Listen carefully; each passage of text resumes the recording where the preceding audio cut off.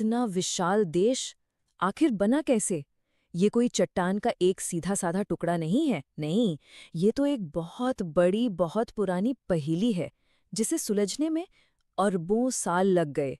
तो चलिए, आज इसी अविश्वसनीय कहानी में उतरते हैं और देखते हैं कि ये पहेली कैसे जुड़ी। पहली नज़र में तो ये चीन का एक नक्शा ही लगता है ना? लेकिन अगर इसे एक भूविज्ञानी की नज़र से देखा जाए, तो ये एक बहुत बड़ा जिक्सॉ पज़ल है।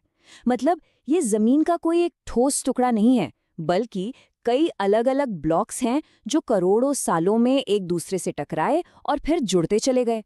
और ये जो नक्शे पर बारीक लाइनें दिख रही हैं, असल में ये उन प्राचीन महाद्वीपों के टकराव के निशान हैं। तो सवाल यही है कि आखिर ये इतनी बड़ी, इतनी उलझी हुई पहेली बनी कैसे? देखिए, इसका कोई एक लाइन का जवाब तो है नहीं। ये एक महाकाव्य है, एक ऐसी कहानी जो आज से करीब 4 अरब साल पहले शुरू हुई थी। सोचिए, उस वक्त जब हमारी पृथ्वी खुद एक बिल्कुल नया ग्रह थी। तो ठीक है, इस कहानी को समझने के लिए सबसे पहले इस पहेली के टुकड़ों को ही जान लेते हैं।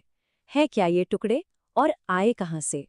वैज्ञानिक भाषा में इन टुकड़ों को टेक्टोनिक डोमेन कहते हैं। अब ये सुनने में थोड़ा भारी शब्द लगता है, पर इसका मतलब सीधा सा है। समझिए कि ये हमारी पृथ्वी की ऊपरी परत का एक बहुत बड़ा, खास हिस्सा है, जिसकी अपनी एक अलग, लंबी कहानी है। हर एक डोमेन मानो किसी दूसरे प्राचीन महाद्वीप का ही एक टुकड़ा हो। आज का जो चीन है, वो ऐसे ही 9 बड़े डोमेन से मिलकर बना है। ये पूरी लिस्ट है। लेकिन ये सब शुरू कहाँ से हुआ? असल कहानी की जड़ तक पहुंचने के लिए ना, हमें 3 सबसे पुराने, सबसे अहम ब्लॉक्स पर फोकस करना होगा। वो ब्लॉक्स जो चीन की असली बुनियाद हैं। तो फिर चलिए वक्त में पीछे चलते हैं, अरबों साल पीछे, उस दौर में जब ये पहले टुकड़े बस बन ही रहे थे। ये टाइमलाइन हमारी इस यात्रा का रोड मैप है। तो हम आ गए हैं आर्कियन युग में, मतलब आज से लगभग 4 से 2.5 अरब साल पहले का वक्त। जरा सोच कर देखिए, पृथ्वी उस समय एक उबलता हुआ गोला है और उसकी सतह पर पहली बार एक ठोस परत बननी शुरू हो रही है। बस हमारी कहानी की शुरुआत यहीं से होती है। इसी भयानक उथल-पुथल के बीच महाद्वीप की परत के पहले स्थिर यानी स्टेबल द्वीप बनने शुरू हुए। वैज्ञानिक इन्हें न्यूक्लियाई कहते हैं। आसान भाषा में कहें तो ये आज के महाद्वीपों के बीज थे, छोटे छोटे बीज जो धीरे धीरे, बहुत धीरे धीरे समय के साथ बड़े होते गए। और जानते हैं, चीन में जो सबसे पुरानी चट्टान मिली है वो 3.8 अरब साल पुरानी है, 3.5 अरब साल से भी ज्यादा। ये नंबर इतना बड़ा है कि सोचना भी मुश्किल है। मतलब पृथ्वी के पूरे इतिहास का लगभग 85% हिस्सा। इससे अंदाजा लगता है कि ये कहानी कितनी कितनी ज्यादा पुरानी है। तो एक बार जब ये बीज यानी न्यूक्लियाई बन गए, तो वो अकेले नहीं रहे। वो धीरे धीरे एक दूसरे की तरफ खिसकने लगे और जुड़कर बड़े और ज्यादा मजबूत ब्लॉक बनाने लगे। ये था इस पहेली का अगला लेवल। इन बड़े स्थिर ब्लॉक्स को भूविज्ञान में प्लेटफॉर्म या क्रेटन कहते हैं। ये प्राचीन महाद्वीपों की जड़ें होती हैं, बहुत ही मजबूत और स्थिर।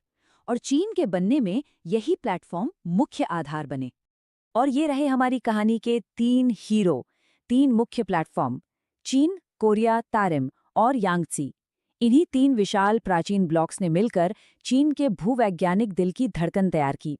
इसके बाद जो कुछ भी हुआ, वो असल में इन्हीं तीनों के टकराने, जुड़ने और कभी-कभी टूटने का ही नतीजा था।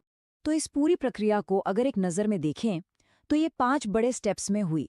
शुरुआत हुई उन छोटे छोटे बीजों यानी न्यूक्लियाई से, फिर बने प्रोटो प्लेटफॉर्म्स और उसके बाद बने बड़े बड़े प्लेटफॉर्म्स। फिर ये सब टकराकर एक सुपर कॉन्टिनेंट का हिस्सा बने और आखिर में जाकर आज के चीन ने अपना रूप लिया। तो अब जब मुख्य ब्लॉक तैयार थे, तो स्टेज सेट था एक जबरदस्त टकराव के लिए। ये एक ऐसा भूवैज्ञानिक ड्रामा था जो करोड़ों सालों तक चला, जिसमें महाद्वीप एक दूसरे से टकरा रहे थे। पैलियोज़ोइक युग के दौरान यानी आज से करीब 54 करोड़ से 25 करोड़ साल पहले ये बड़े बड़े जमीन के टुकड़े एक विशाल महासागर में तैर रहे थे और बहुत धीरे धीरे एक दूसरे के करीब आ रहे थे। इसी दौरान कुछ बड़ी टक्करें हुई जिन्हें कैलेडोनियन और हर्सिनियन इवेंट्स के नाम से जाना जाता है। लेकिन इन सब में सबसे बड़ी, सबसे अहम टक्कर थी नॉर्थ और साउथ चाइना के बीच।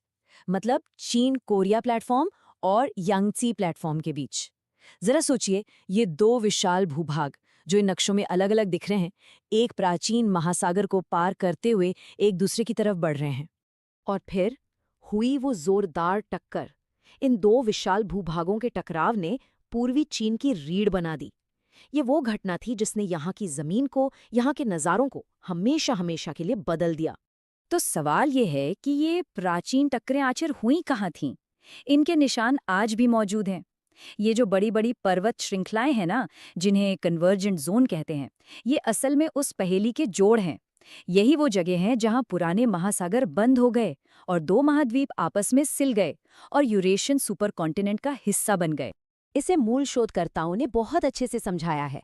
उन्होंने कहा, चीन 9 टेक्टोनिक डोमेन से बना एक कंपोजिट महाद्वीप है जो अलग अलग दौर में एक साथ सिले गए थे। ये लाइन पूरी कहानी का सार है कि चीन एक नहीं बल्कि कई कहानियों का एक संग्रह है। लेकिन कहानी यहाँ खत्म नहीं होती। पहेली अभी पूरी नहीं हुई थी। हाँ, मुख्य टुकड़े तो जुड़ गए थे, पर इसे जो आखिरी शक्ल मिली है वो कुछ हाल की घटनाओं की देन है। इन्हीं घटनाओं ने चीन को वो रूप दिया जो हम आज देखते हैं।